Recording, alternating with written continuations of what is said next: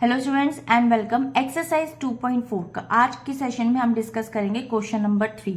1 और 2 कंप्लीट कर चुके हैं, कुछ एग्जाम्पल सॉल्यूशंस भी कंप्लीट कर चुके हैं। उनके लिंक्स यहाँ पे डिस्क्रिप्शन में होंगे, साथ में आई बटन में होंगे, आप चाहें तो चेकआउट कर सकते हैं।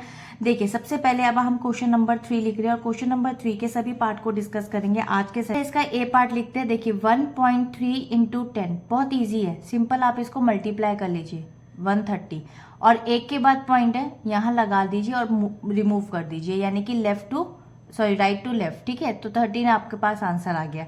इसी का बी पार्ट देखते हैं। देखिए 36.8 मल्टीप्लाई बाय 10। सिंपल आप इसको मल्टीप्लाई कर लीजिए, विच इज वेरी इजी कि एक जीरो आगे लगानी है। अब एक के बाद पॉइंट है, यहाँ पे एक के बाद पॉइंट लगा दीजिए, right to left and cut down कर दीजिए, तो आंसर आ गया 368 एंड दैट्स इट। अब इसके सी वाले पार्ट पे आ जाते हैं। 153 एंड देन 0.7 मल्टीप्लाई बाय 0। इसमें भी आप 15370 और एक के बाद पॉइंट है, पॉइंट लगा के इसको रिमूव कर दीजिए। सो 1537 will be the right answer. चलिए अब तो चलिए डी वाले पार्ट पे चलते हैं। 168.07 मल्टीप्लाई बाय 10। इसको भी ऐसे ही करना है, 16807 और एक जीरो लगा दीजिए।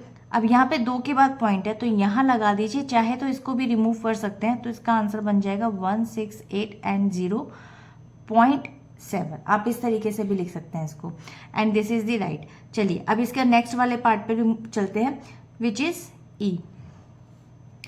31.1 मल्टीप्लाई बाय 100। अब इसको कैसे करेंगे? Simple 311 and 00। अब इस वाले में एक के बाद पॉइंट है, यहाँ पे लगा के इसको रिमूव करेंगे, आंसर आ जाएगा 311 and then 0 and this is the right. चलिए अब इसका नेक्स्ट वाला पार्ट करते हैं, एफ पार्ट। एफ पार्ट में आपको दे रखा है 156.1 एंड देन मल्टीप्लाई बाय 100। इसको भी सिंपल 156,100। एक के बाद पॉइंट है, यहाँ लगा के रिमूव कर दीजिए, आंसर आ जाएगा 15610 will be the right answer. So I hope ये क्लियर हो रहे होंगे आपको। अब चलते हैं इसके नेक्स्ट वाले पार्ट पे, यानी कि जी पार्ट पे। जी पार्ट आपका दे रखा है यहाँ पे 7 वाला पार्ट। So 3.62 multiply by 100।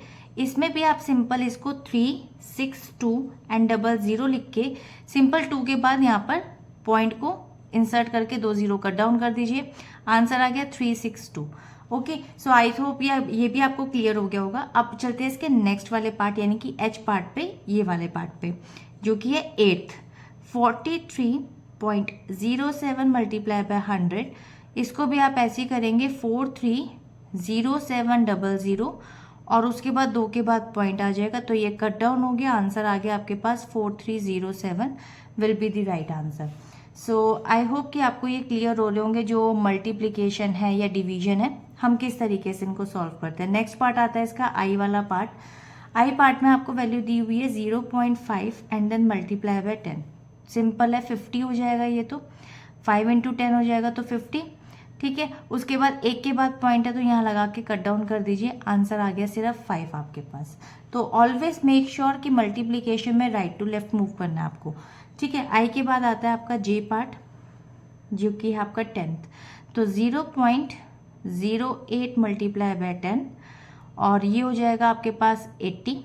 और आप देख सकते हैं दो के बाद पॉइंट है, तो आप जब यहाँ दो के बाद पॉइंट लगाएंगे तो मेक श्योर कि यहाँ जीरो लगा दीजिए, यानी कि रुपीज़ की वैल्यू जीरो हो गई। और इसको कट डाउन कर सकते हैं, क्योंकि पॉइंट के बाद की यहाँ की जो राइट हैंड साइड पे जीरो की वैल्यू नहीं होती है, तो आंसर आ गया 0.8 will be the right answer.